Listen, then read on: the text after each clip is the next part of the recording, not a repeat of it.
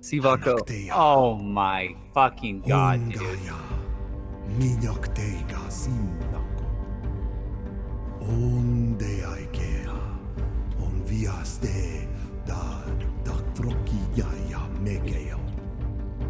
Is he appropriating? Jabba no Bata.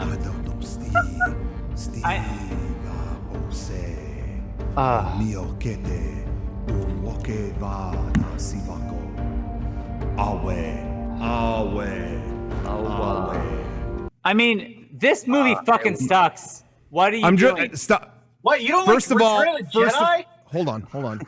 First of all, you curse in the first 30 seconds. You've eliminated monetization, so that's on you. Don't worry, you went on for at least a minute and a half of that bullshit. Congratulations. Second, I'm getting it out of the way. You can cut it out on Tuesday if you want. I'm just trying to do a blessing so that everything goes good and nothing so yeah, shame on me for being positive. Yeah, shame on you, Rocco. Keep your religious bullshit out of this podcast. With your robes and your bejeweled staffs and your ancient Latin or whatever the fuck you were saying a second ago. Oh man, that's disrespectful. I'm with you. I'm feeling blue too, Rocco. I say, I see you. Aiwa to you. I just don't understand. The movie's not good. I don't understand. Rocco, I don't know what you're doing anymore. What have you become, my friend? What movie is he talking? I don't know what this movie business is. It's Avatar, a movie that literally no one thinks about anymore. It's the biggest waste of time movie. Oh, is that Avatar stuff? Are we doing Avatar stuff on this stream? Like you didn't know.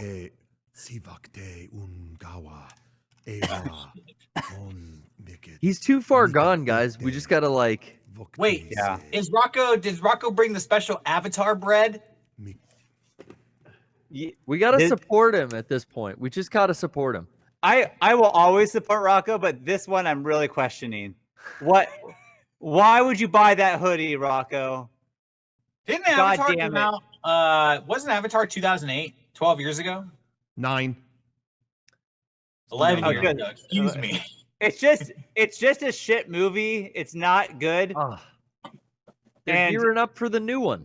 It's weird because they made Avatar Land and then you started buying the stuff. I was like, okay, I get it. It's in character of the little thing, whatever. But now you've just straight up become a Navi or whatever. This is like week 6 of him being super negative, and I want to know if there's a way to mute one channel. Brian, can you hear me? It's like week 6 of this shit, and I don't want to. Tell me when we go live. Sean, yeah. I think that's a warning to you. Yeah. Well, I don't remember literally anything about this movie because it's so forgettable. So I don't know what that staff he has does. So I could be scared. Actually, I also could be not. I don't really. Yeah, you are saying Avatar is super forgettable and nobody likes it. It wasn't Avatar a smash hit, wasn't it? A mega hit. It's the number one movie globally of all time, and no one remembers anything about it. Besides Jake Sully, name you one character, and you can't because it doesn't matter. Colonel Kurtz. I'm not talking to you. Rocco, you're one of them. You don't count. Neytiri. Sigourney Weaver. Yeah. Okay. Sigourney Weaver. Unobtainium. Unobtainium. Yes. Eva Soka. And apparently in the next one they go underwater. That's gonna be sick. Yeah. Call me when they make this Seed Bearer, and then that is the one that I'm excited for. Everything else, I'll pass. Did we get that muted? Sounds sexy. The Seed Bearer. Sean, say something. We want to know if you're muted or not. What? Damn, he's still here. Anyways, welcome to the podcast, just mute all of them. Theme song Nese de Awa.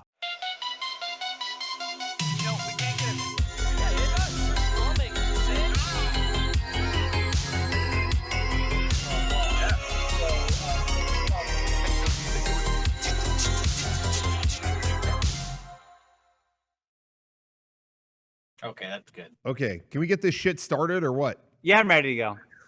All set. I mean, you can sit here arguing all night, but I want to do a show. Yeah. So no, I hear you. That's on you. Sorry. I was here. That's all. I mean, I'm in the studio. That's all I'm gonna say.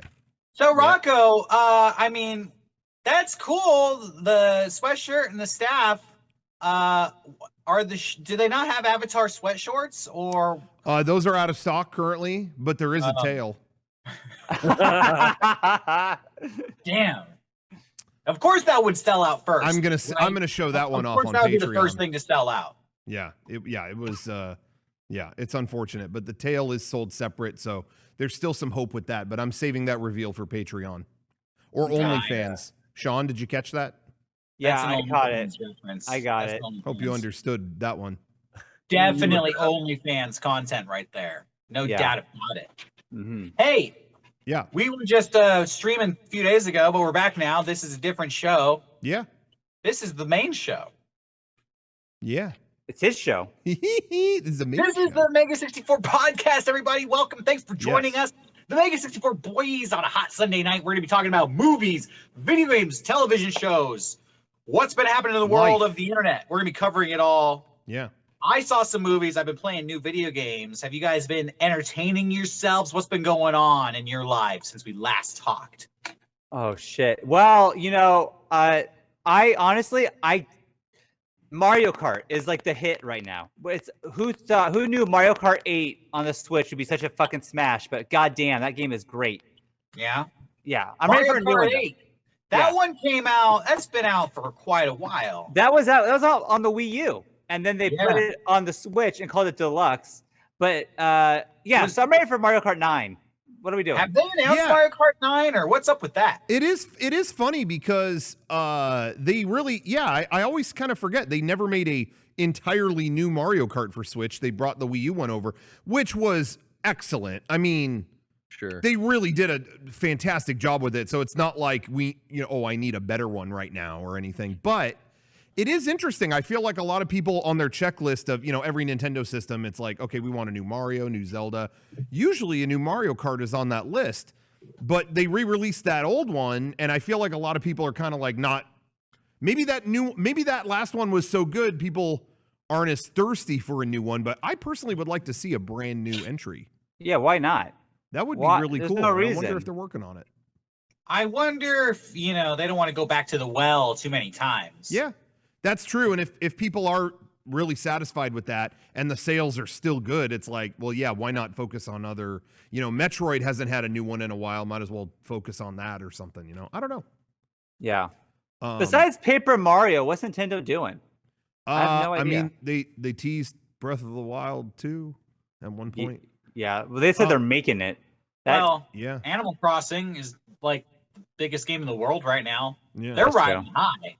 That's true. That's true. But it's funny you mentioned Nintendo because there's a couple things I wanted to bring up with that. So you have excellent timing. Garrett brought something up to me before the podcast that blew my mind. You want to talk about that, Garrett? Yeah, and it's funny that Sean's gone back to playing an old Switch game because I did the same thing this weekend. I've been doing nonstop Splatoon 2. Oh, yeah, it was Splatfest, right? Yeah, and I wanted to talk didn't know about this until now, but yeah, go ahead. Yeah, they brought it back, which I was always so frustrated with the first Splatoon when they ended the Splatfest, which was like every month there would just be this kind of big event where the hub world would change, there would be like a concert going on, and there was this tournament, and you picked a side, like this versus that. And it was great, but all of a sudden, I don't know, like a year or something like that in, it stopped. And they didn't support it anymore. Same thing happened with Splatoon 2. It was like, it was back when the game launched, and then a while ago they stopped. But it came back this weekend, and it was great. It was super fun. It was very interesting that they didn't pick a new theme. It was a repeat of an old theme. It's always something versus something. Yeah. How hard is that to come up with a new I asked Garrett, I'm like, what was the theme of this one? Was it like, the first one they did was mayonnaise versus ketchup. Okay. Yeah. And then they did a bunch more. Okay, what's the new one? What was the theme of the new one? This mayonnaise versus ketchup. What? Come they on. Repeated it. How hard is it to think of two things? I mean, I asked Garrett about it. I'm like, yeah, that's been gone a long time. The last one I remember is mayonnaise versus ketchup. What is the new one? Mayonnaise versus ketchup. It's really not hard. You label two items. I mean, no excuse. Come on. I No mean, even excuse. if just call it blood versus cum or something, like do anything else. You don't even have to reskin it. Well, that might be a little harsh for Nintendo. That's what everyone called it when it first came around. Yeah, anyway. I mean, people are already saying it. No, but really, anything though, like that blew my mind. Mayonnaise versus ketchup. Again, we needed a second battle to determine the fate of mayonnaise versus ketchup. You know, it just wasn't definitive enough the first time. I couldn't believe that. Yeah. I mean, use your own properties. Mario versus Luigi. Did they ever do that? That seems so easy. I don't understand. Kirby versus fucking Pikachu. Anything. Yeah. I wonder, do they have to have like? I'm thinking like they have to. You can't do red and green against each other because then if you're colorblind, you can't do it. You'd be fucked. They're not true like red and greens. They're like they're a color palette that must work. Because that is sometimes a battle. It's kind of magenta against teal. I see. Interesting. Well, so the other thing that I was thinking with Nintendo, the other thought I had this week was, and people at home, you can tell me if I have, unrealistic expectations here. But it kind of drove me nuts this week. They put out new Super Nintendo games. They've been doing that with the online service. Yeah. Which the rate at which they put out new stuff on that is like, what is happening? Like, oh, okay, it's been 3 months. Are there any more Super Nintendo games coming to it? Oh, okay, yeah, here's like 2 puzzle games. All right. I really wish I could just buy, right? Like I did on Virtual Console. Yeah. Yeah. But they put out a couple new games, and then they put out, and I thought this was actually really cool, a famous puzzle game from Japan, Panel de Pawn. And that game came here a long time ago as Tetris Attack, where you flip tiles around, like you have to flip 3 tiles together. I don't know how to describe it, but it got localized as Tetris Attack, and they put Yoshi stuff all over it. And then later it came to Nintendo 64 as Pokemon Puzzle League. But anyway, they put up the original puzzle game it was all based on, Panel de Pawn. I was like, oh, that's really cool. And I know it's an import game. I know they're putting it up as like, oh, look at this rarity from Japan. But I load it up and it's not translated, and I know it's because it's an import game. I get it. But it's like my mom subscribes to this thing and she's like, I don't know what to pick. I can't read anything. I'm just like, we're paying for this service and you can't even give us the, you know what I mean? I just feel like either quickly translate it or give us the Tetris Attack version. I just don't get it. Like, I just feel like there's so many corners cut and I don't understand what's going on. I don't know. It's pretty rare they trickle the releases out, right? It's like every few months. Is it just like a tiny team sitting in the treehouse corner? So. I don't know. There's half of me that wasn't surprised they didn't translate it because, again, it's like, oh, here's the Japanese version of this game. Okay, fine. There's half of me that was fine with it, but the other half of me is like, man, what are we doing? I'm paying for the service and I wait this many months and you don't even. You just dump the ROM on here and that's it. I don't know. Hey, honestly, if they added the virtual console, I'd be there day one. Yeah. I would, give me all the Mario Karts now that I can go back and show the kids the old ones. I want to download those and play. Why not? Like, I mean, they did put up, to their credit, I think the Super Nintendo one is already on there. They did. So that's cool. Okay, but yeah, I mean, it goes without saying everybody wants N64 games on there. So that, or GameCube or whatever. Everyone's been saying that since the beginning, and I really think they should. But yeah, it's just, I don't know. I wish I could, I'd rather pay a little bit more and get this shit on my Switch now. You know what I mean? Like, I don't know. The way that they're doing it is too slow and not active enough. I don't know what it is. It's just really bugging me. People tell me all the time that I give Nintendo a softball a lot, but I'm raging tonight. Not tonight. After the flame. I'm sorry. I've officially hit the rage point. Tonight. Ooh. Hate to say it, Nintendo. I'm looking at you. Now, are you sorry for that butt? Anyway, no, that's all. That's all I wanted to say. That was just bugging me. Yeah. Well, What can you do? I think it's what Garrett's saying. I bet there's like 3 people in the office over there, and none of them. Yeah, that could be. That's true. I mean, that's very true. I'm forgetting kind of what's going on, I guess. If they look to their audience, I bet there's like people they can pull from that have already experienced like emulating these games to work on PC. There's like huge communities of people that do that kind of thing. Yeah. Hire them. But I mean, I felt that way forever. I mean, you could ask anybody about like they never brought Mother 3 here. You know, there's a million fans that'll like, yo, I'll translate this game for free. You know, that's been going on a long time. So anyway, that was my feeling on Nintendo. But anyway, I had some positive Nintendo memories too. I can get to that later. But what do any of you guys play anything else? I don't have to rant all day. You know? Yeah, Derrick, what you got? Well, Civilization 6 was on sale. Yeah, big sale, I would say. It was free this week. Oh. And yeah, that kind of is. surprises me. You know, I guess Epic is, you know, they know that everybody's staying at home with nothing better to do. So Yeah. I would recommend everybody out there just pick it up. Just go to Epic and get that download. Never play it if you want, but at least you'll have it. Yeah. I love this. I haven't cracked that open, but I did download it. I bought a game on Steam. I believe it was $5. It's called Bomber Crew. Bomber Crew. It's kind of hard to describe.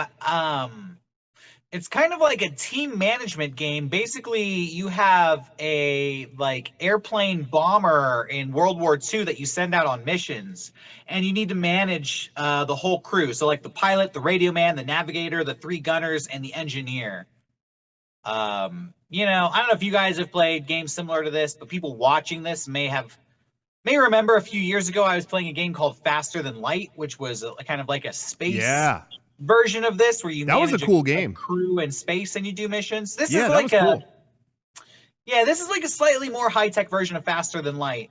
Set during World War II. Bomber Crew. I was playing that all afternoon today. It's very fun. You know, it's the type of game where on my first mission, I thought I had everything under control. Then a couple of enemy fighters came out, started shooting the fuck out of me. I'm trying to fight them. Yeah. My whole crew gets shot up. They're bleeding. They're dying in the plane. I'm trying to get them into first aid. My airplane runs out of gas. It fucking crashes into the ground. It explodes. The whole crew dies. Oh. And you can't, you know, you just have to move on, buy a new plane, recruit all new crew members. Oh my God. Pretty soon, like immediately, I'm playing this game all chipper. That happens to me a couple of times. And I fucking understand why drill sergeants are such assholes now. I'm recruiting my 3rd crew, you know, and I'm like, oh, you motherfuckers think you know shit about war. You think you're tough shit, huh? All right, fine. Get in this fucking airplane because you're dog meat anyways, you know. And then slowly start completing these missions. It's really fun. So I recommend Bomber Crew. It's like $5 on Steam. Very Memorial Day themed.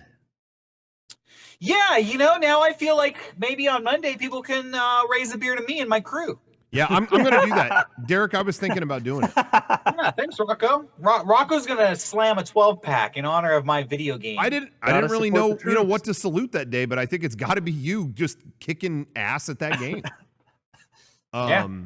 No, I was going to say that's funny you brought up the Civilization thing about like download it even if you're not going to play it. That's what I want to say it was Jared Thorbon maybe or somebody was recommending with PlayStation Plus. They're like, you know, even if you aren't going to play the free games every month, download that shit because at least it's in your library for good.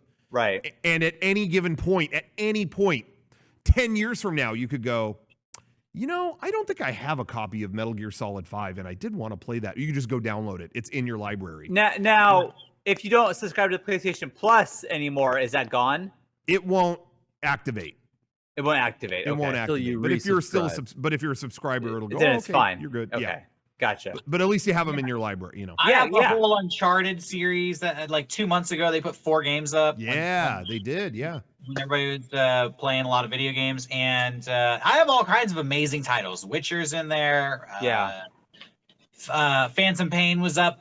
That was up a couple of times. They'll cycle through the biggest titles. So what's this month? Do we know? I don't know. Actually, I don't remember. Every once in a while, it's a stinker. Yeah. Well, I was gonna say sometimes I own the game. I have a physical copy of it because I always like to have a physical copy of it. I'm that guy. But I sometimes I'll download them anyway because like in the case of Phantom Pain, that's a game I really like to check in on every now and then. And it's cool to not have to go get the disc. It's like, all right, I'm going to quit Final Fantasy. And, I'm just going to hop over to Phantom Pain real quick. Yeah. So. I want to say it was like Stardew Valley maybe this month. I remember I looked and it was like 2 farming simulators, like Farm Simulator, Stardew Valley. Yeah. I don't know what, though? Somebody's saying it's Cities Skyline. Sorry. You should all get Cities Skyline. Sean, I think you and your family would love Cities Skyline. I think I already said that to you a couple weeks ago. What is that? Oh, you think you did? Yeah. It's like a way better version of SimCity. Oh, okay. It's awesome. It's really fun. SimCity. I have not played SimCity since the Super Nintendo days, man. It's been a long time. Yeah, I didn't understand shit about cities when I Neither tried did to I. play SimCity. So I was like, sewers have poop.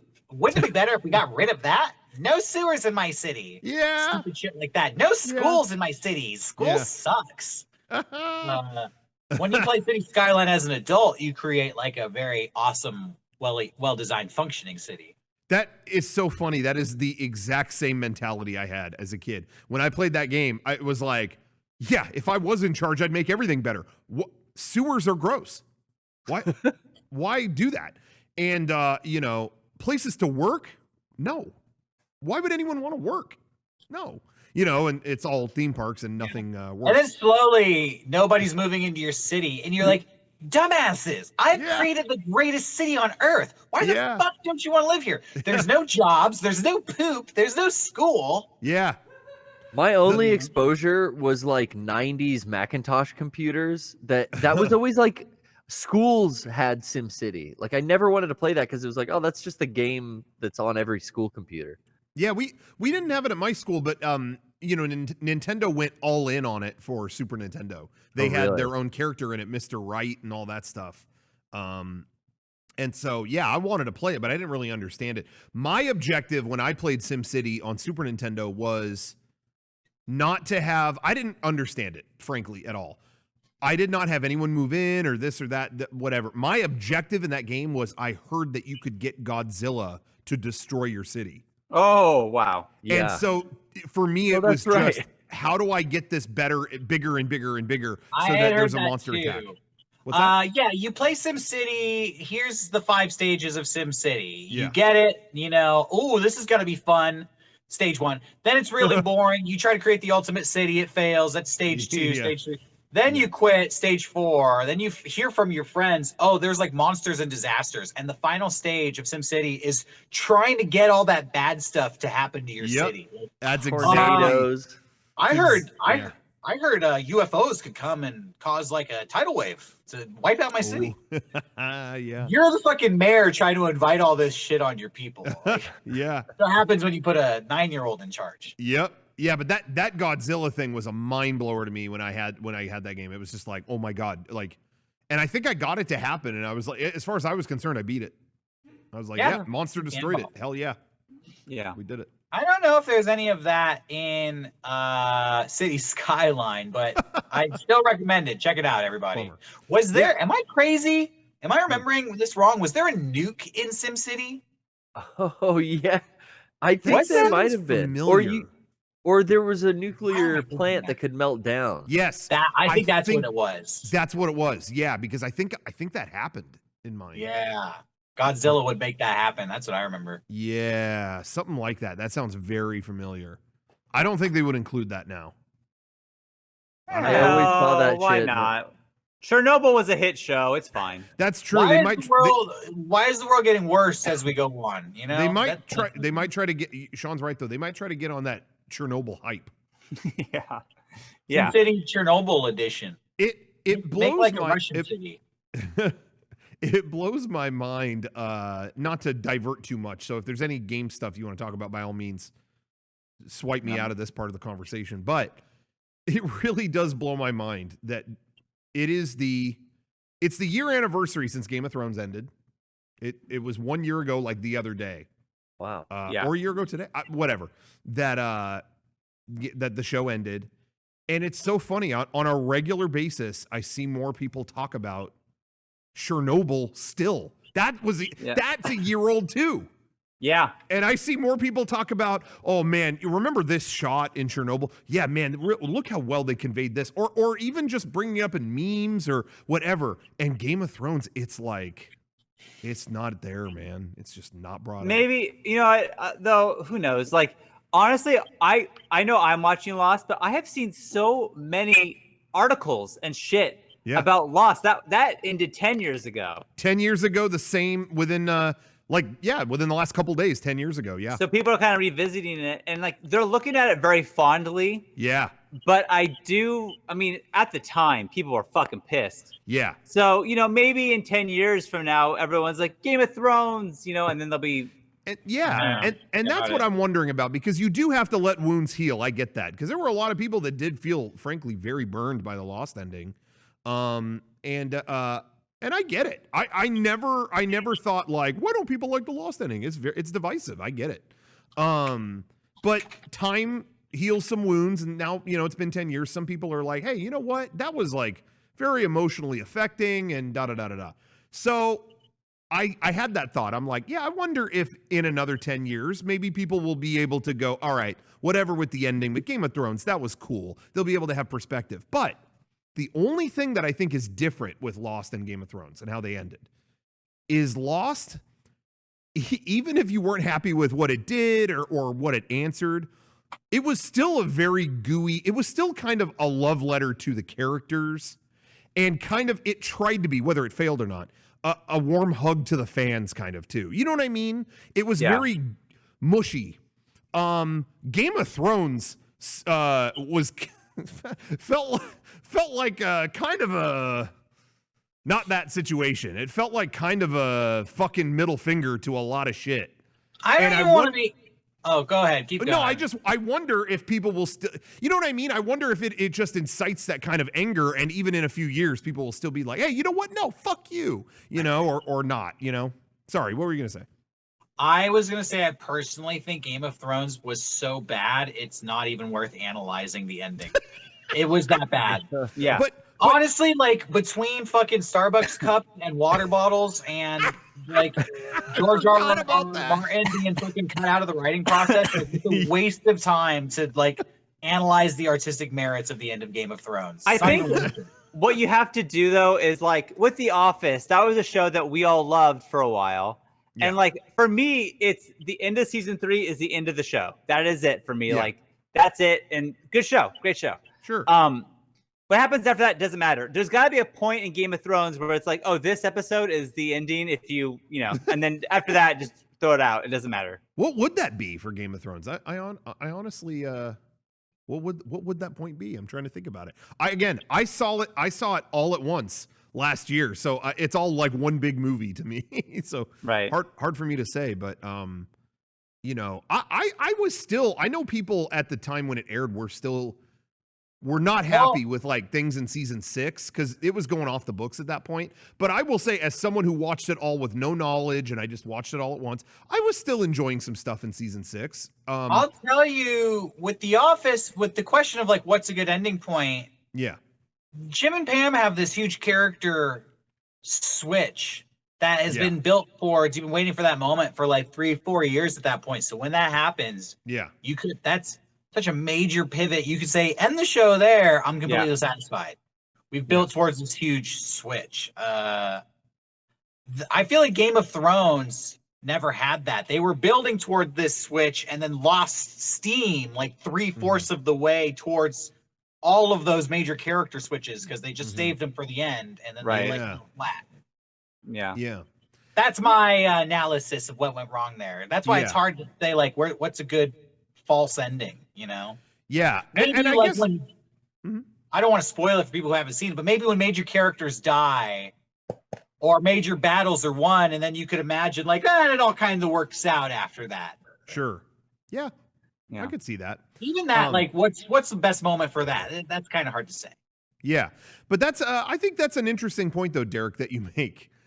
At the end of the day, when time kind of flows onward, and you look at the ending for both Lost and Game of Thrones, again, say what you will about the Lost ending, it may not work for you, but there's a lot to kind of like dig into with it in terms of yeah, what did that mean? Oh, yeah, do you think that this meant that? Yeah, maybe they were trying to say this. Yeah.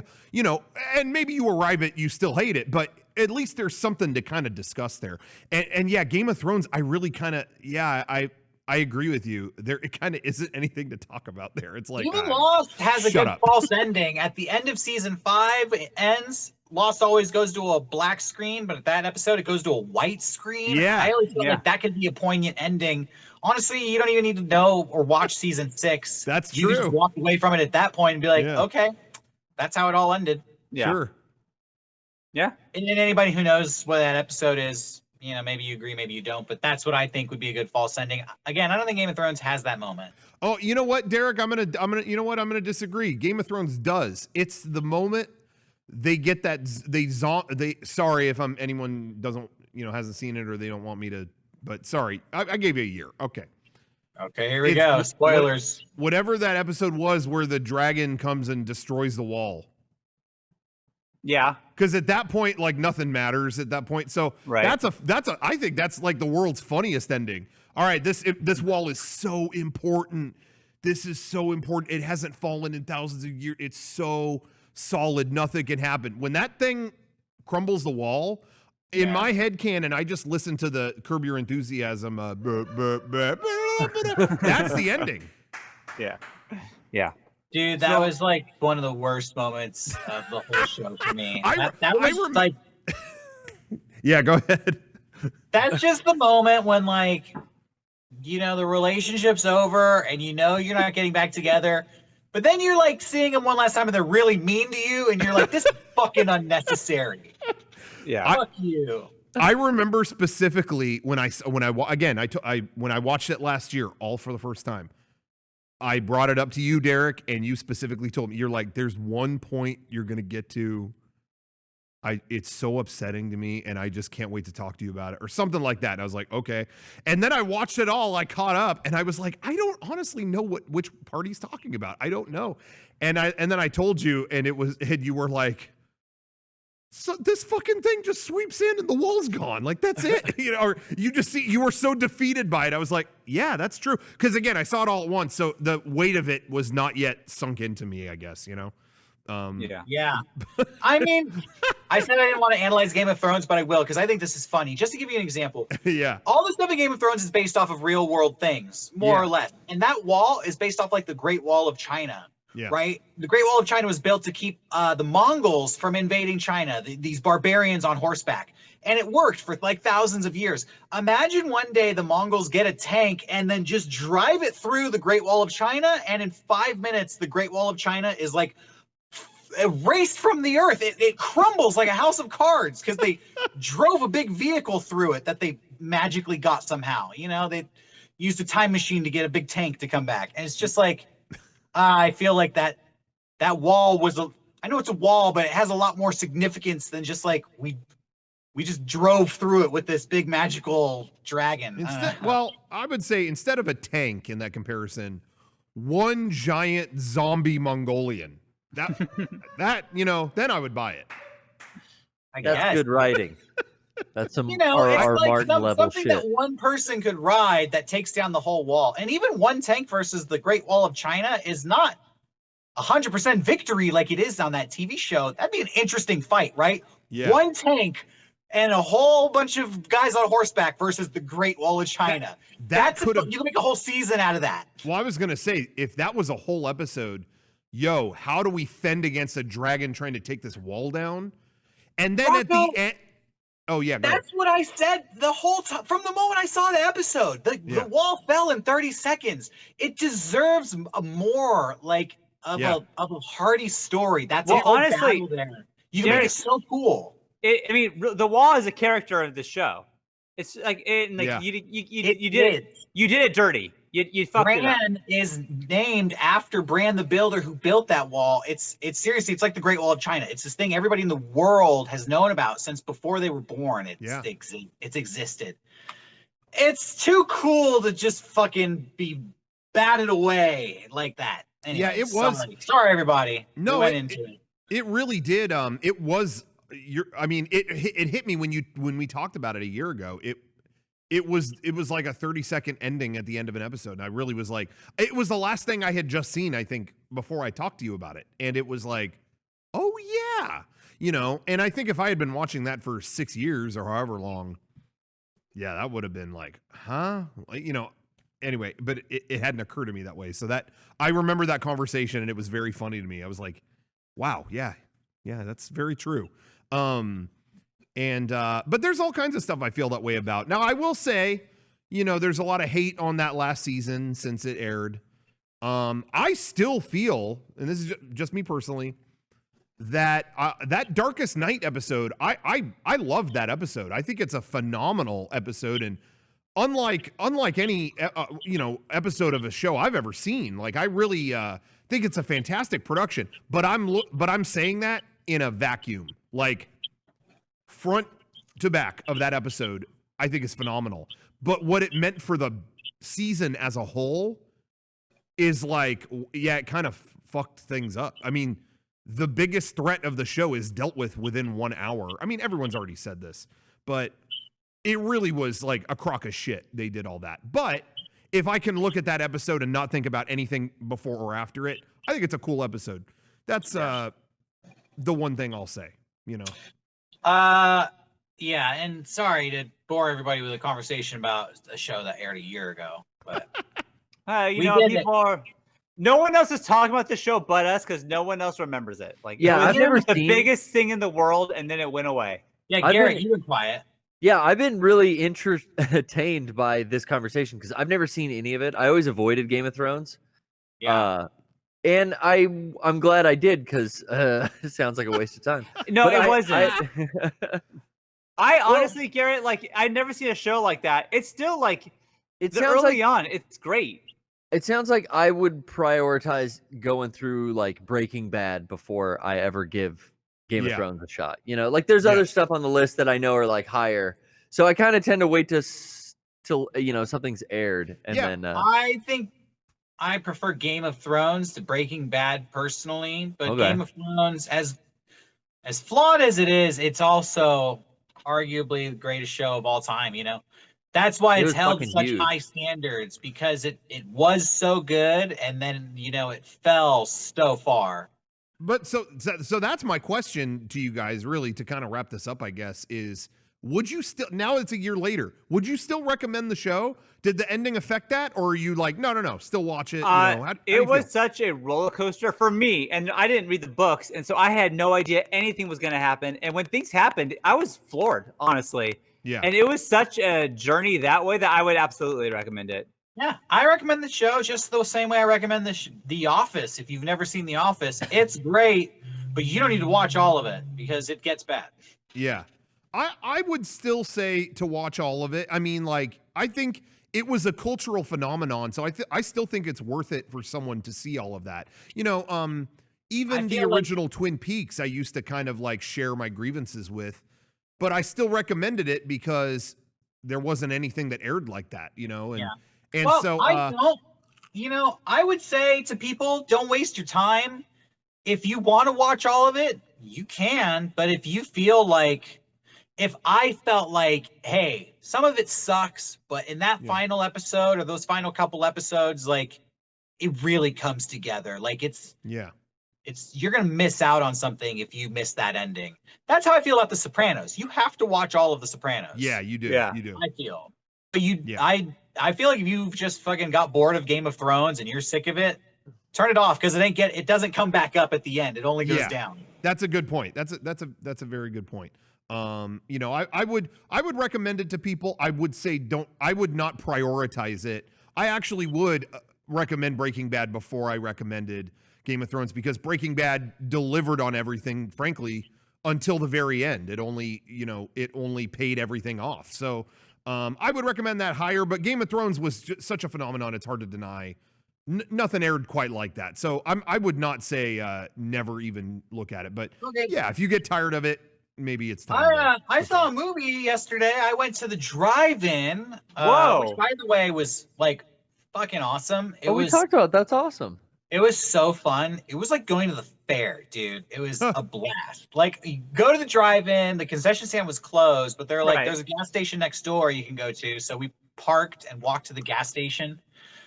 And it was, I don't know, there's a ton of people there. Everybody, you know, is keeping distance and staying safe. I mean, you're in your car. Yeah, people were having a good time. I was having a good time. It was fun. And I saw this movie called The Hunt. And I loved it. I think everybody should see it. But I thought of Garrett, because I know Garrett sees a lot of random movies. And I thought maybe he might just see this on a whim. I would Have be you heard down. of The Hunt, Garrett? When you said The Hunt, I thought of an old movie called Surviving the Game. Oh, okay. Where like they hunt Ice Cube. No, it's Ice-T. Okay, guys. It's a bunch of white dudes everybody hunt has to Ice-T. see Cube The hunters. Hunt. But it's Now, that's not what it the was. rundown, and then let me give you the full explanation here. This movie apparently is half written by Damon Lindelof. It's him and another person, which I didn't know going in. Damn. Yeah. I didn't know anything about this movie going in except like people are hunting and killing each other and somehow it's legal. That's all I knew. This movie is super violent. It borders on like ultra violence. People like falling into spike traps and blowing up, blood and guts. The movie is about a bunch of rich, liberal, like tech industry CEOs have kidnapped a bunch of Trump supporters and are basically doing Hunger Games shit with them. Yeah. They're hunting these like alt-right conservative deplorables. But they like give them a bunch of guns and it's like Battle Royale or Hunger Games or, you know, it's just open season. What the fuck? That being said, that's the premise, but the movie is not like, it's not a political movie in other than in the sense of like it makes fun of everybody involved in this plot. So the main character, you know, the hero is this like badass Southern woman who is like an ex-military, like fucking commando. She's played by the woman who plays Liberty Bell on Glow, like the blonde chick. Oh, okay, yeah. She's the main character. The villain is played by Hilary Swank, who is essentially a female version of Jeff Bezos, right? Just like super trained, super rich. Like I have all the time and money in the world to just become fit and I'm going to hunt these people. And the plot I've described, there's conspiracy theories involved. It's not what it seems. It's actually really interesting. It's really like a dark comedy that's super bloody. This movie is like kind of fucking amazing. I really recommend it to everybody. Yeah, I was waiting to hear from anybody else about it because it was one of the last movies released theatrically before everything was shut down. And so it's funny, I didn't know you saw it at a drive-in, Derrick, because it's so funny because, yeah, I think that's been playing like on a loop anywhere that'll play a movie at this point. Because that you was can get it on Amazon, you know, for like $20. But it is now? Like, oh, okay, I didn't know. Yeah. But yeah, I had heard Damon Lindelof co-wrote it and they were like really proud of it or whatever. But I love Damon Lindelof. Like all the TV shit he's done, I've loved, but I know his movie track record can sometimes be weird because I think sometimes they bring him in to try to save a movie and it don't work. What is his movie credits? What's that? What are his movie credits? Well, they brought him in on Cowboys versus Aliens. Oh, all yeah. right. That sucked. You know, Prometheus, he came in to rewrite. I like the mythology. I like Prometheus, but yeah. you know, that doesn't work for everybody. Okay. You know, he did Tomorrowland, which I really like Tomorrowland, but even that is not like conventionally a great movie. Like, I don't know how to describe that. It's a lot of opening acts. It's just kind of odd, but I like it. Okay, great. This movie is really fun, dude. It's like a big middle finger to everybody who takes politics too seriously. And everybody looks like a jackass in this movie. It's super bloody. It's pretty funny. And honestly, like the reviews are ripping it apart. And I think people are really reading into like the politics of this movie when maybe they shouldn't be, because it's just kind of makes fun of everybody. Well, I had a couple friends just on Twitter, like not real close friends, but that were like, "Oh my god, like this was amazing." So now that I've heard that from you, that's enough. I'm gonna check it out.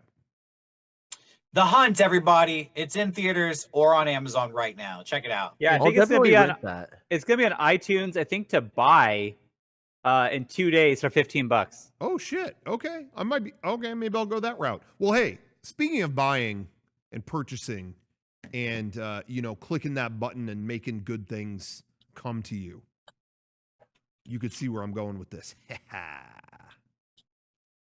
Oh, shop.mega64.com is the best site if you want to order things and just get them. And ordering and receiving, that's the name of the game.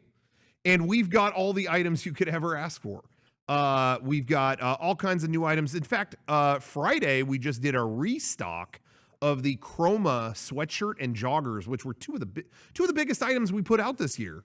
Were restocked. Now the joggers sold out. I believe we are kaput on that. That is true. Yeah. I think we have some sweatshirts left. Not in all sizes, but we have some. So if you missed out on that, check that out for sure. And we also like to do a 64-hour special every week, something that is only up for a certain amount of hours.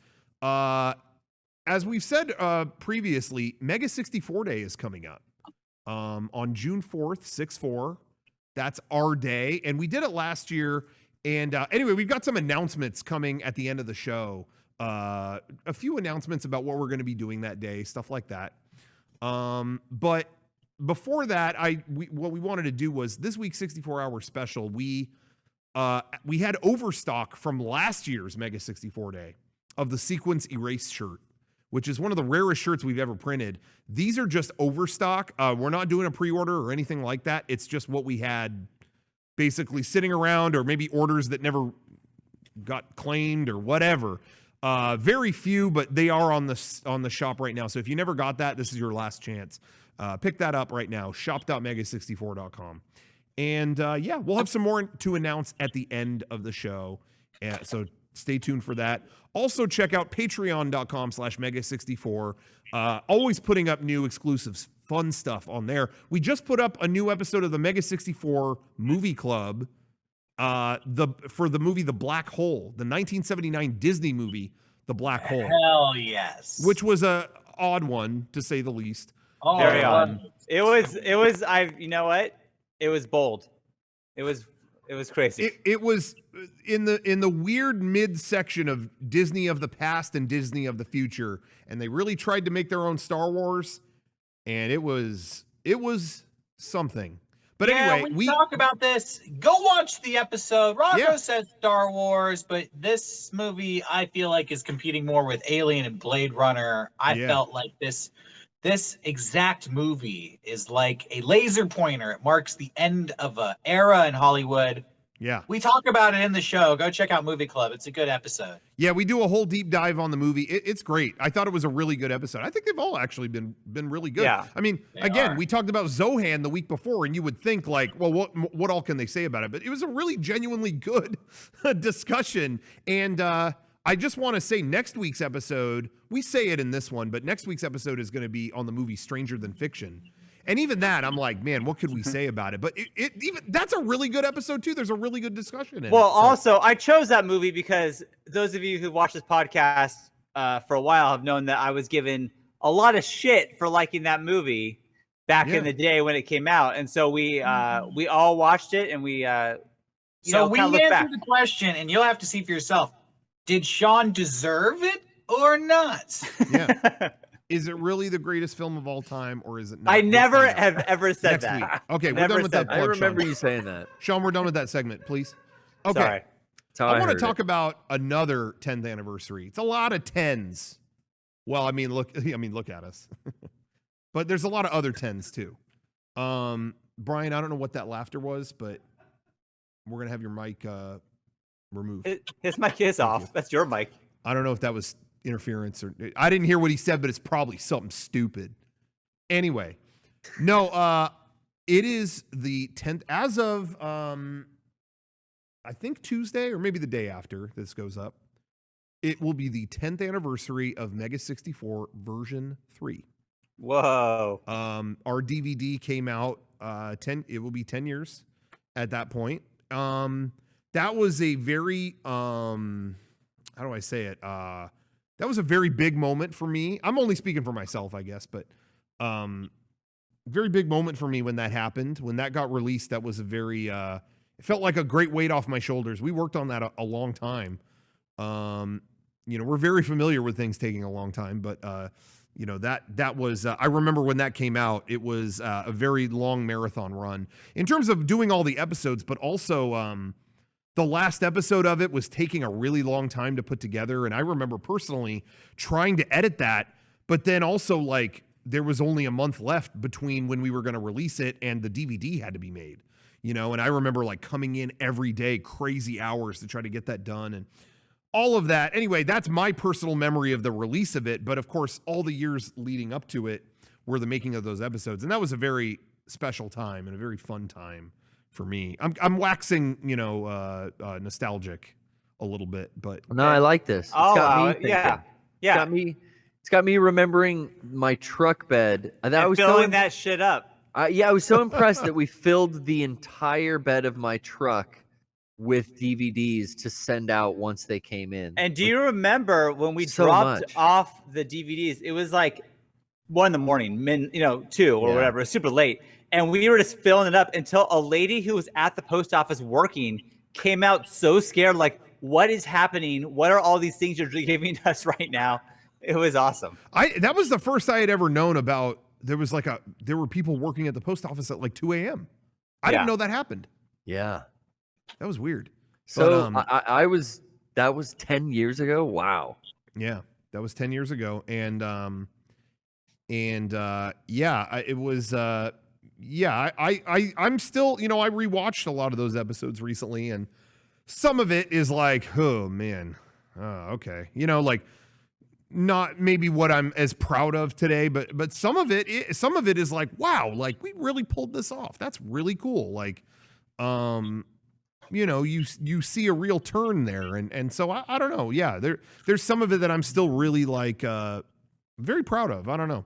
So, that was, it's the 10th anniversary of that. I remember when it had come out, I remember we were immediately talking about, I think it was you and me, Sean, talking about, when do you think we'll do version 4 episodes? And I said, well, this took so many years to come out.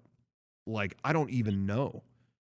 When will we get another episode? I'm being realistic. I don't know. And I think we always had this attitude of like, no. We could put one out real quick. We could do it. And I was like, but this took so many years. I remember specifically saying at the time, when we put out the next episodes, we might even be like 30. And you were like, shut up. No. What? Shut up. Anyway, Sean, I have that reaction burned in my brain because I remember in the moment thinking, does he not think it will be? Like what? Like, yeah, this took so long to come out. Like, you got to be real.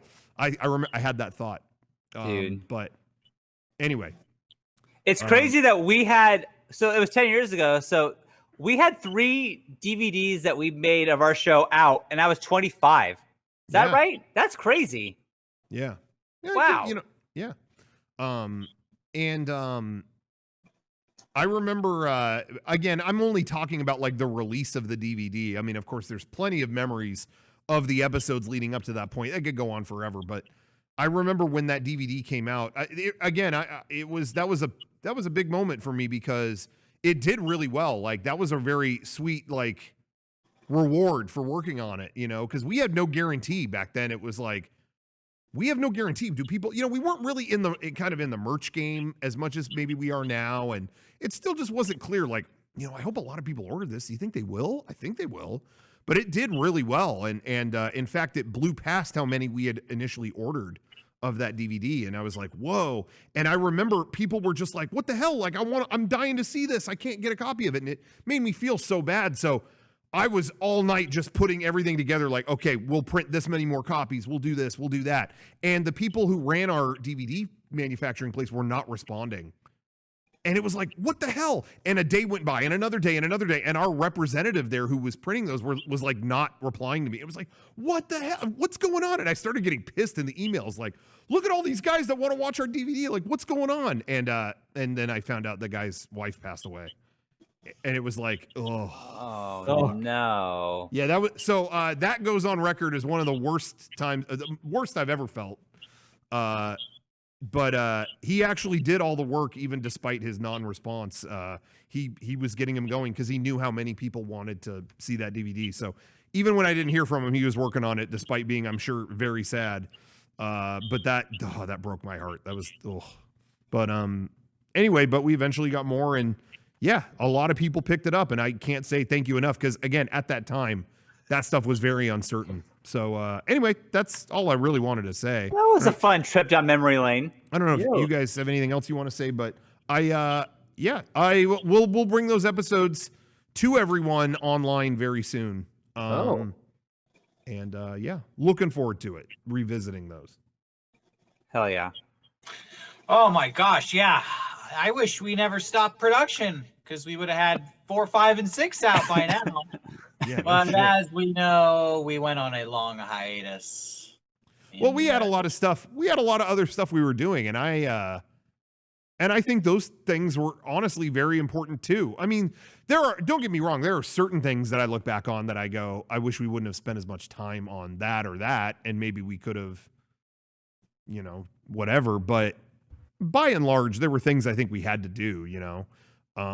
We worked on a movie script for a long ass time, and and it's a bummer to me that movie doesn't exist in that state right now. But that's an experience I think we had to go through, you know what I mean? And maybe something will come out of that later. We went through a lot of experiences. Yeah. And, shortly before version 4 was announced, I remember having a discussion of like, we gotta stop waiting for Hollywood to, give us a big break. We were pursuing movies and TV shows and this and that. Of course, yeah. And so, after a couple of years, you're right. That was like the biggest waste of time. And then, once we decided to just buckle down and work on version 4, since then it's only been about 6 years. So, just that's average. That's perfect. Right along schedule. Right around there.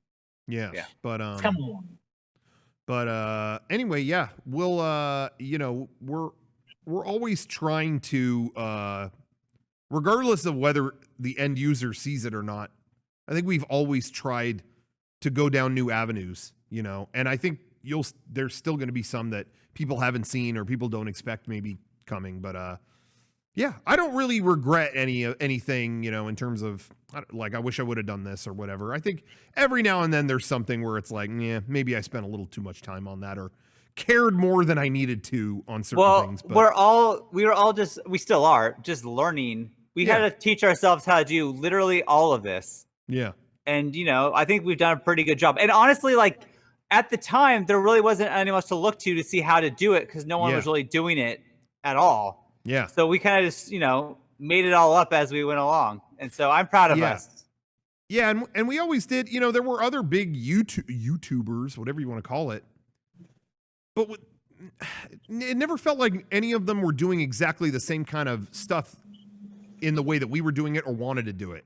You know what I mean? Like, I knew other big YouTubers, but their only thing was, I just want to play video games on YouTube, or I just want to do reaction videos or something, and that's never really kind of been our thing. Like, we work on whatever really is our creative impulse.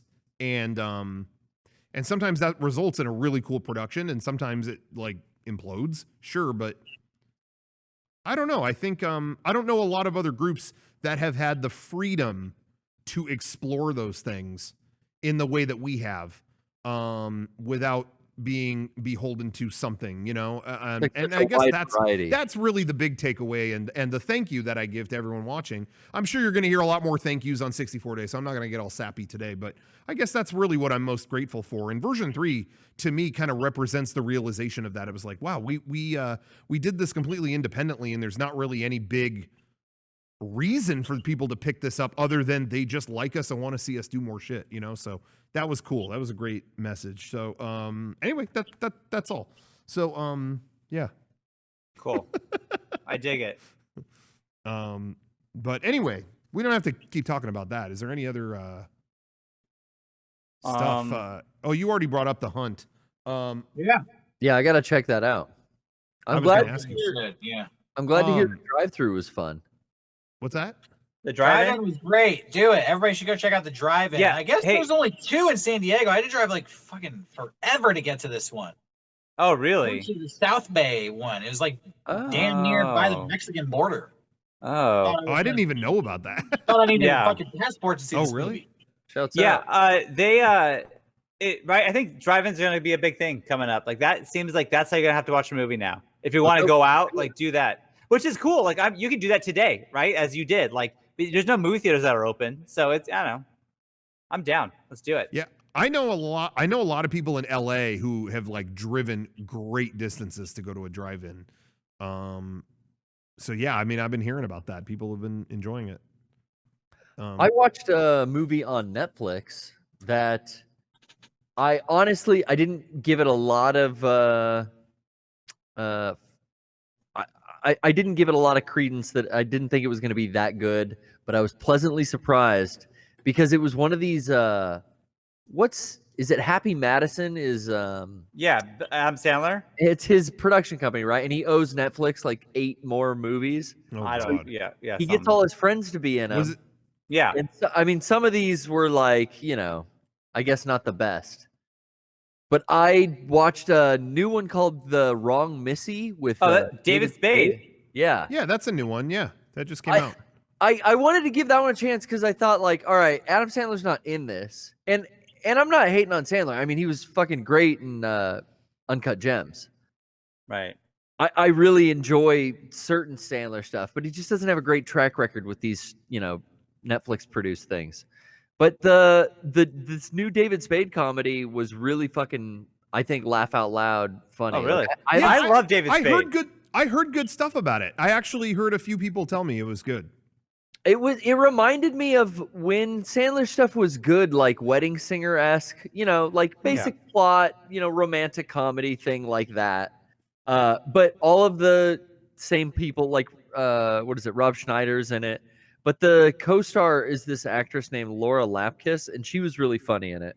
What's she from? She looked familiar. When I saw She the did look preview. familiar, but I don't know what she's from.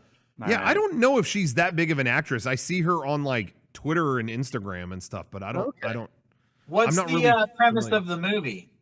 It's a romantic comedy about David Spade going on a business trip, and he's supposed to invite someone to come along with him, this perfect girl that he met, but he texts the wrong name in his phone, and, you know, it goes on from there.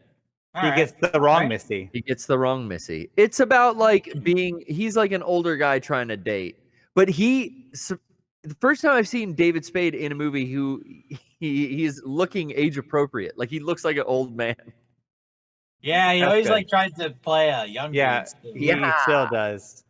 He Although- puts it on, kiddo. Yeah, he's in interviews he seems like he's 27 still. It's very Yeah. Well, he never grew up. He's funny though. I do like him. No, I do too. And actually, they just put up Just Shoot Me on Hulu. Like, Oh, that was a good show.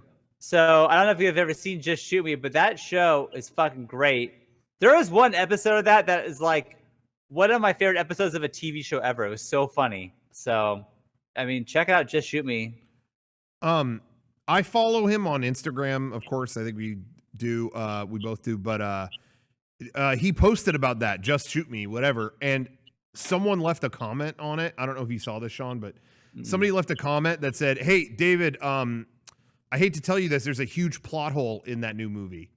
And he listed out this huge plot hole about how I don't know what I haven't seen it yet. Right. The Wrong Missy, is that what it's called? Yeah. Yeah. Okay, but anyway, yeah, he said there's a huge plot hole in it. This, and this. Then how does this happen? It actually does not make sense that can happen. Like he lays out this huge plot hole about it, and it cracked me up because David Spade responded to him, and he said, "Oh boy, let me invite you to a party. Watch them all scatter." That was cracking me up. I was like, that's the most David Spade response I've ever heard in my life. There were scenes in the film, or I guess scenes that were edited together in the film, that I was like, I'll suspend a little bit of disbelief here, but that doesn't really make sense. You know, they would have saw. It's funny. It's almost cute how you can tell this is a small, tight little production team. That Happy Madison team, it's those same group of actors. Right. Nick Swartzen was in it, and a lot of people like him. Course, yeah. I was a fan of him from his stand up too, so it was interesting seeing him in an acting. I hadn't seen much of his acting, or was he always in Reno 911? Yeah, he was your number one. He was on roller skates. He was the great. roller skates. Yeah. That's right. That's right. Yeah. That's cool. Yeah, I heard good stuff about that. So nobody else has been. So nobody else has been to the drive-in recently or anything. It was just Derrick. You're the only one, right? Here. Yep. Okay. Yeah. Just me. You guys didn't go to. I mean, I think a lot of restaurants opened up. You guys didn't go or anything. No. Did you, or, Hell no. You didn't check that out. Fuck no. How you gonna eat with a mask on? Yeah, I didn't either. I walked past one. Oh, really? Was it grim scene or was it okay? No, I mean it was fucking lame to me. Really? Like I'm walking to go get. I had sushi to go, so like they just like gave me my bag and I walked out. But I passed this restaurant and I'm looking in, and like this person has a mask on and then pulls it down, takes a sip of beer, and pulls it back up, and it's like just go home. Like you don't need to be doing this here. It's what a hassle. Yeah, I mean, how stupid you got to be? You don't know how fucking breathing works. You pull down the mask and you drink the beer real quick. You don't get the bad air in your lungs. What a moron! I don't know. I just feel like people are, they had like 4 tables in the restaurant. Everyone was far away from each other and like eating. But it's like this is such a fucking mess. Like I don't like eating in restaurants that much. You know what? It's gonna be like real creepy. You're in that restaurant the first time somebody coughs. Oh yeah, fuck that. Your pin drop. Like what? It's just gonna. Everybody's gonna feel instant regret. Yeah. It's so stupid. Did you go, Rocco? What's that? Did you go to a restaurant? No, no. But I went to get every weekend.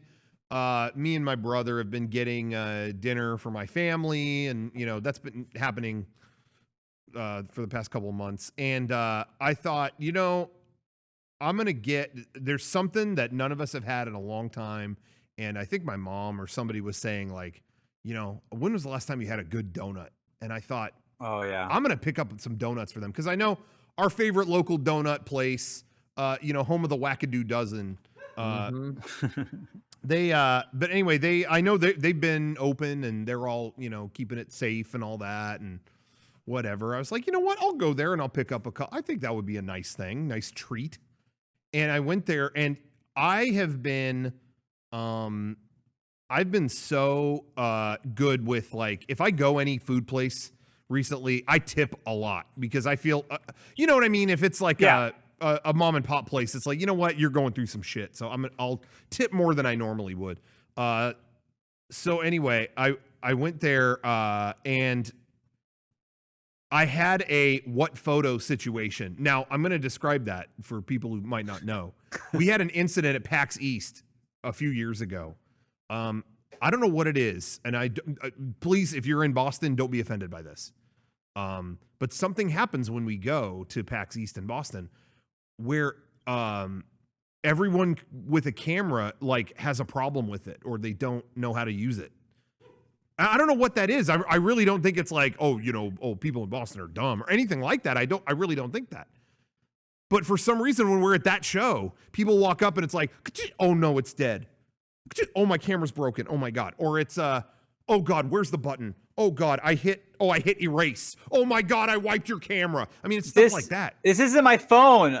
Okay, then whose is it? Well, it's not mine. I don't know how to work it. Why do we, It started to be that Eric, who's in the chat, this goes out, Boston. Yeah. So Boston. It became a running joke to where when people take pictures and they'll like do something, with the camera, they'll accidentally drop the memory card or they'll break the screen in their hands or something. We'll just go, Boston. That's a running joke. Yeah. So anyway, the worst though was when we went to PAX East a couple years ago and a guy came to the booth and he said, all right, do you mind if we take a photo together? Yeah. And he got in the booth, but he still had the camera. So Kevin offered, he's like, hey, do you mind if I take the photo for you? Like, I'll take it for you. So he could be in the photo and all of us with him. And then the guy goes, what photo? And Kevin goes, the photo you're going to take. And the guy goes, what photo? And we're all like, what? Insanity. Anyway, I mean, we could not figure out what happened. And so Kevin just went, all right. And the guy just took a selfie and left. Anyway, that happened to me at the donut place. I went in and I said, okay, cool. I'm just getting half a dozen. And I think we're going to start with that. I know my dad loves coconut. So I'm like, I'm going to start with that coconut donut right there. And the woman went, okay, cool. For your half dozen? Yeah. All right. Okay. And I go, yeah. So just the coconut one. And she's like, okay. And I'm like, okay, all right. And she goes, okay. So what are we starting with? And I go, oh, that the one I was talking about. And she goes, I don't know what you're talking about. Which one? You have to tell me which one you want. The coconut one. I said it 3 times. The coconut. You have to tell me which donut you want, or I can't give it to you. I don't psychically know what donut you want. Oh my god! Oh my god! I'm sorry. The coconut one that I've been. I mean, I was pointing to it for like 5 minutes. That one right there. Thank you. Do you see how easy that was? There it is. Oh, fuck. And then she gave me the other donuts, and I was like, oh, that tip is so gone. I can't believe sorry. you got the donut. It was just like, I'm going to take this and run out of it. And I don't know what it is that I have the weirdest run-ins with, like, food shit. Yeah, I was gonna say that only happens to you, Rocco. Whether What is it? Or ordering at Chick-fil-A, or even using like a FedEx store, you have problems communicating with service providers. Is it me? Is it me? Yeah. Well, I'm not gonna say it's you, but in a typical situation, if somebody You're gonna say has it's me. multiple problems with Yeah. a bunch of different people, I might say the one common factor. I mean, here's the thing. The might guy. be- Well, let me just say real quick. There Yeah. was one other customer in the store. They're allowing 3 in at a time. Okay. There was one other customer in the store, and when she went to go get the box for the donuts, he looked at me like, you know that scene in Ren and Stimpy where the walrus looks at them like, call the police. That guy looked at me like, what the fuck was that interaction? So I don't think this was me. Oh. Yeah. He No. looked at me like, you said it 3 times. Like, Yeah. You know, you had the same story when the cop pulled you over Yeah. and couldn't get your name right. And I said it. And I said I'm not Robert. Should Yeah. I not have said I'm not Because Robert? I think you make these little micro-aggressive statements. When Yeah. she says, Yes. what donut do you want? And your response is, I already told you 3 times. You might not realize that's going to fucking piss Yeah. off the donut lady. But I Yeah. said it 3 times. Do I not acknowledge it? No. I mean, everyone just stop what you're doing. Brian, go to the shot of just Rocco. Just that. Go to that shot. This person right here is asking, is it me? The answer is yes. That's The bull- answer is yes. Okay, now go to a shot of just Sean. Okay. Guy, Go ahead. Just guy's a fucking loser. Yeah, how does that feel? No. I hope that made you feel good. And by the way, Hey. I didn't even hear what Sean said, but it's probably something stupid. I'll stick up. He heard I'll it. stick up for you, Rocco, because I think this sometimes happens with me too. Yeah. I think you and I tend to be very polite to service workers. And- Should I not be? No, I think it throws some people off, like when that person might have been having a bad day or having a hard time. The extra dialogue or the extra thank you or whatever Yeah. is like they want me to just fucking treat them like a robot. But I don't do that shit either. I'm like, hi, how's it going? You know, like I don't get but it. my food gets fucked up sometimes, or I feel like there's miscommunications in some ways too. Yeah. Yeah. I mean, I think that's his life. I've told so many stories on this podcast of me misunderstanding somebody or saying the wrong thing, and the whole thing implodes in my face. Like, it's At least, all of hey, us. well, I was gonna say at least I didn't have that kind of moment with the police like you did, but as Derrick pointed out, yeah, I did. Yeah, Oh, I man. am the master at communicating an order to people. I never have a problem. That's my Yeah, you're special very skill. good. Is I can communicate a donut order or take a police ticket and never any trouble with me. I I will just say, pointed to the donut I wanted and I said, let's start with that one. And she just kept saying, yeah. I didn't. Yeah. I will think say, I'm good. in my experiences eating at restaurants with the 4 of us, Derrick is very masterful at getting right down to the point, ordering, communicating himself. And there is always someone at the table who goes, "Come to me last." I'll just say that. Who is it? What does that have to do with anything? Come to Who me says- last? Garrett, How who's does saying affect that? the order? I'm just saying, maybe that's adding some confusion into the mix. How does that affect the order? Don't go to me now. Go to them. Just saying, Derrick always knows what's going on. Hey, you I know? remember. No, I make it no confusion or complication. When you ask me my order, it's gonna be like a sniper shot fired into your notepad. No mistakes. I pointed to a donut and I said, "I want that one," and Well, she this- said, "Yeah." No, And I this said, one's yeah. not you. No, No, this isn't you. this one is not you. I'm on your I side get here. it. I get it. She's standing behind a 7-foot wide, 4-foot deep tank holding over 500 donuts. And Rocco pointed to the middle and said, "I want that one." No, he I said the "I'll coconut. start-" She said, "Okay, what do you want?" And I said, "I'll start with the coconut one. There's only one coconut one." Yeah, I don't know. And she said, "Okay." And I said, "Yeah, the coconut one with sprinkles." And All then right, she you said, know "Yeah." what? I'm she didn't swapping move. sides. She has a problem. I'm with you, Yeah. Rocco. Dude, Yeah. they hire Fuck. meth heads to work at 2 a.m. Yeah. at the donut shop. And You I know? was there very late. I was there pretty late. Yeah. She probably eats nothing but donuts for the last 25 years. Her brain's rotted out. Who knows? Also, she's stressed. It's all fucking terrible. You know what? Let's give her a pass. Yeah. But But you know, Yeah, she's the best station she could find in life is working at a donut store at 3 a.m. This chick is not mentally competent. I'm with you, Rocco. There you go. Thank you. I knew you'd come to my side. We all had Hey, to get the we had close to up. talk it Just through. the shot just of me. I knew Derrick would come to my side. Get out. yeah. Well, I don't know. anyway, Was the donut good? Was it a good donut? Was it it worth was it? fucking amazing. To their point. To the throw them one. It was. Was it amazing. Can we say what donut place it was? Was it around? Nah. let's not go No, into no. Was it okay? This is what I want to know. Was it like a chain or No. like a one-off mom and pop one place? No, it was a mom and pop place. Okay. Hey, those are good places. Those are the best. Yeah, it was definitely.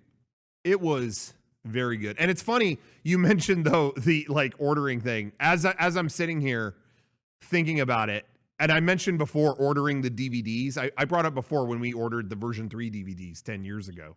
Yeah. I remember we reprinted. I think it was around the same time we reprinted Mega64 Time.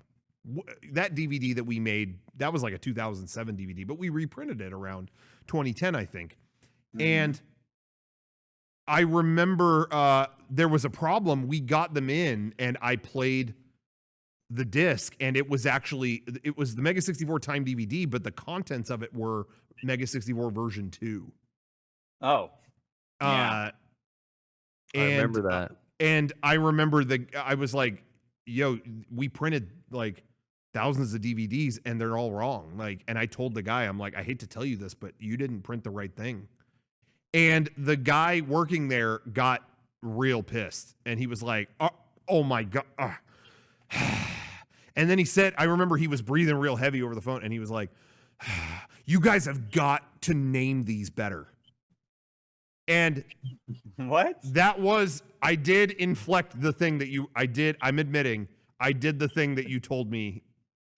When I said I pointed to the donut 3 times. Yeah. and that might not be the most helpful. I did do that on that call. I just remembered it. But the guy said, you've gotta name these better. And I said, there's version 1, 2, and 3. They're numbered. No, you said they're And he numbered. was just like,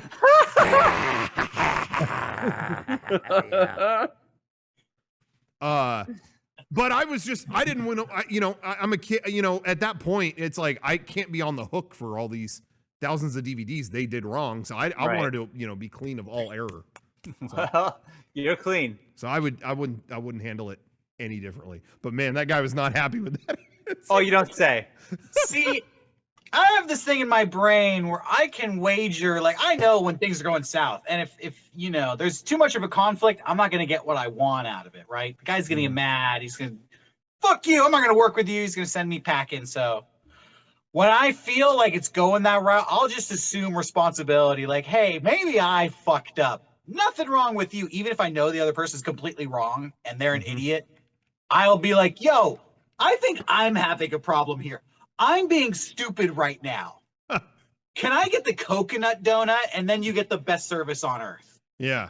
You got to That's- patronize that's- them. I think That's what I do. I think I'm for with me, you, I've Derrick. just been people have tried to put me on the hook for so many stupid things that are not my Yeah. fault that I can't go that route.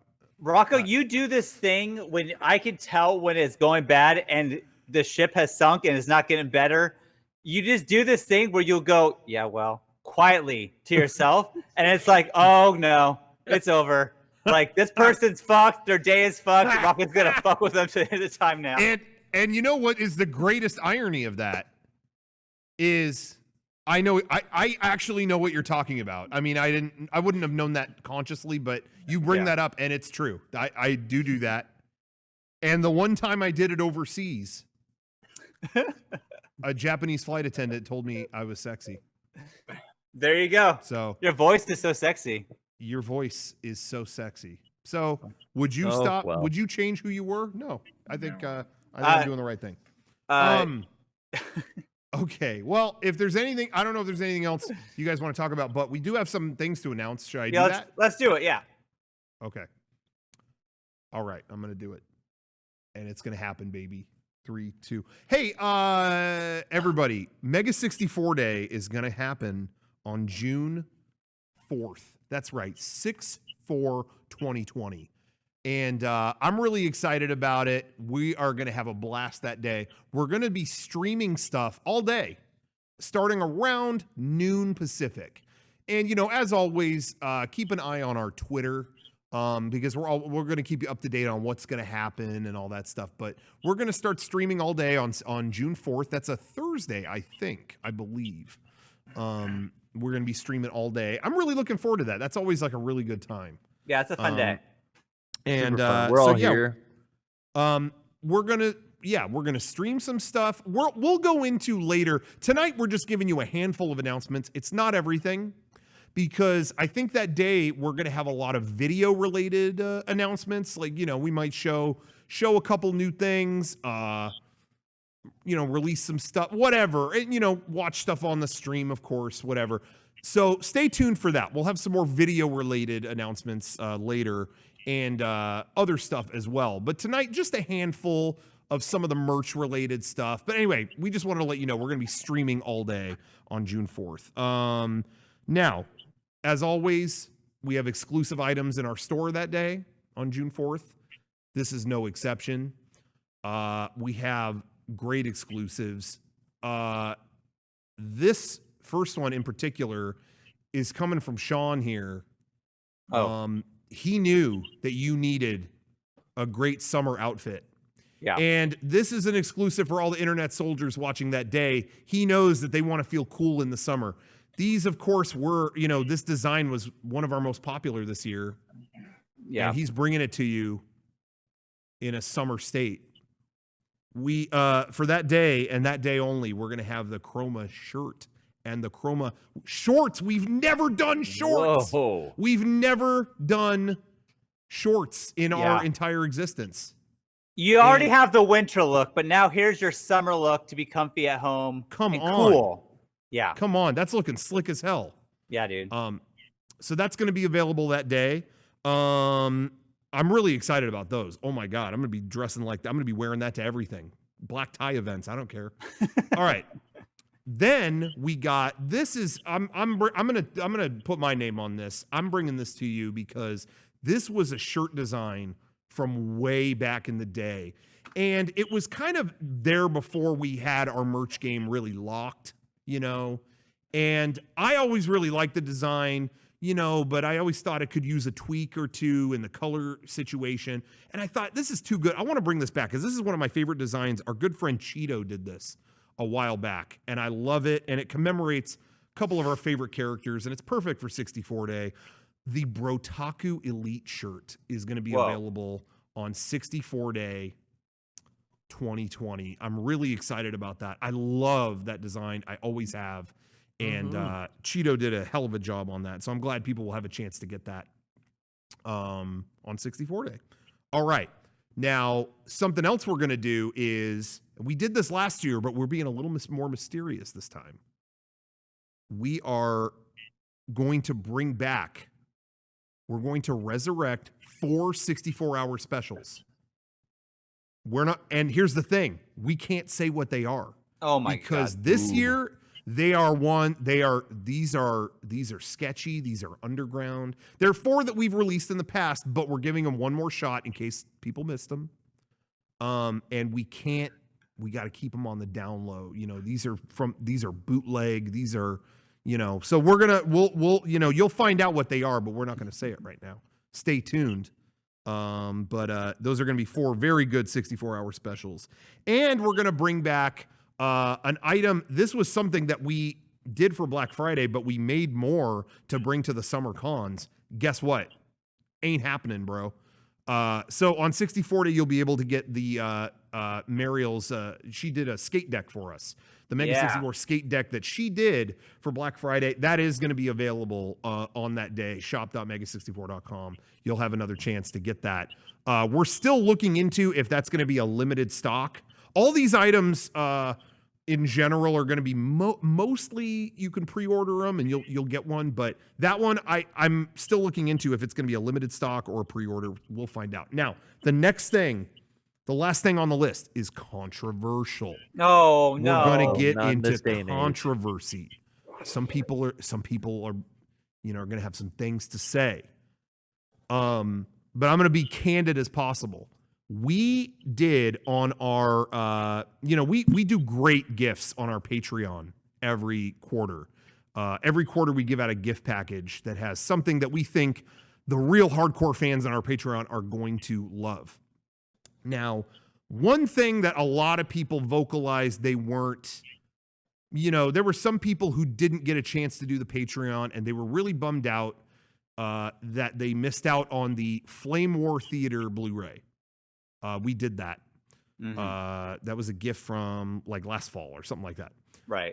We have made a point to not sell the stuff in our store from our Patreon. Like we wouldn't do that.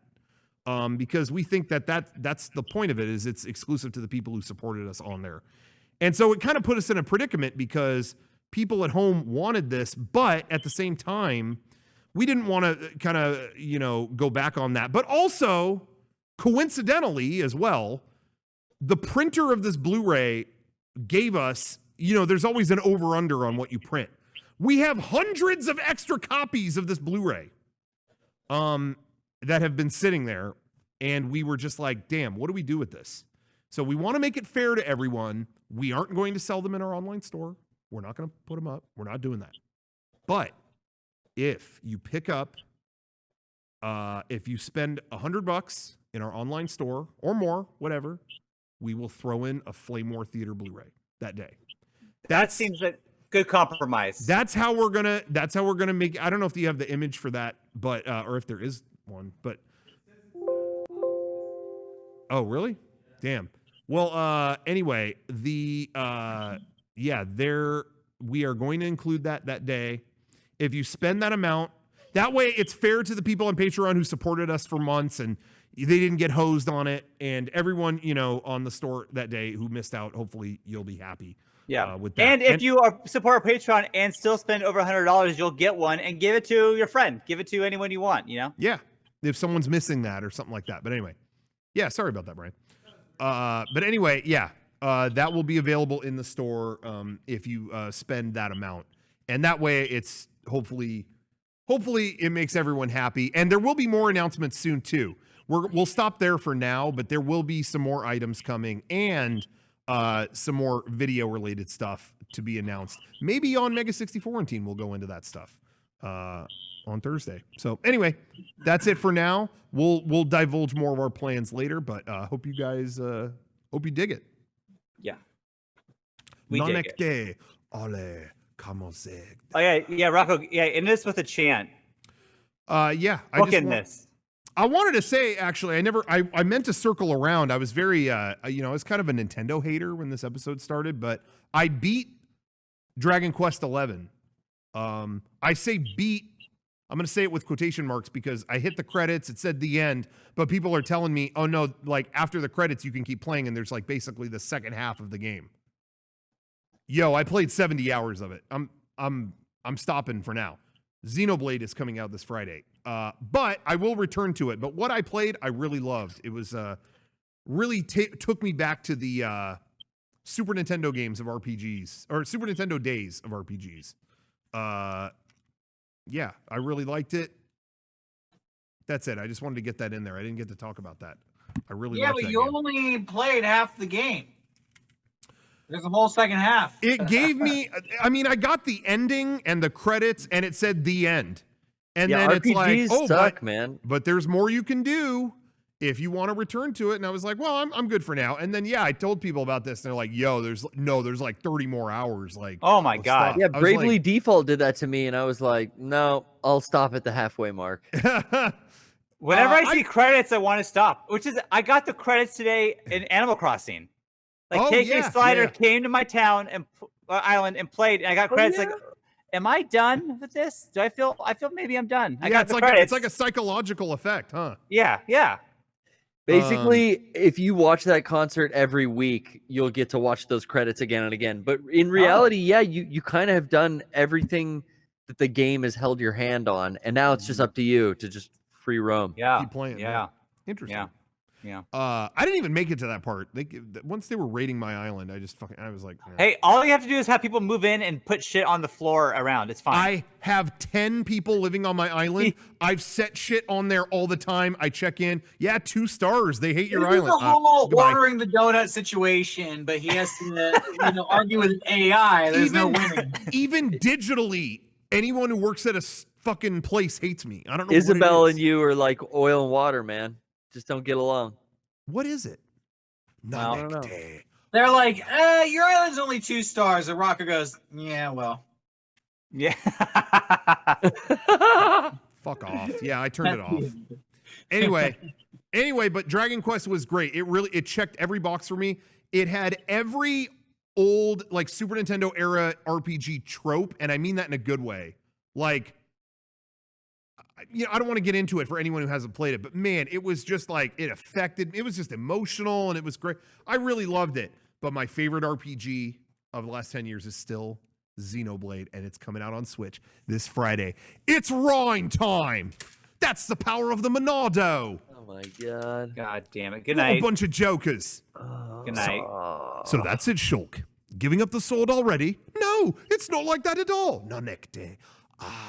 No. Awe mekte yakes. Is it him? No, it can't be him.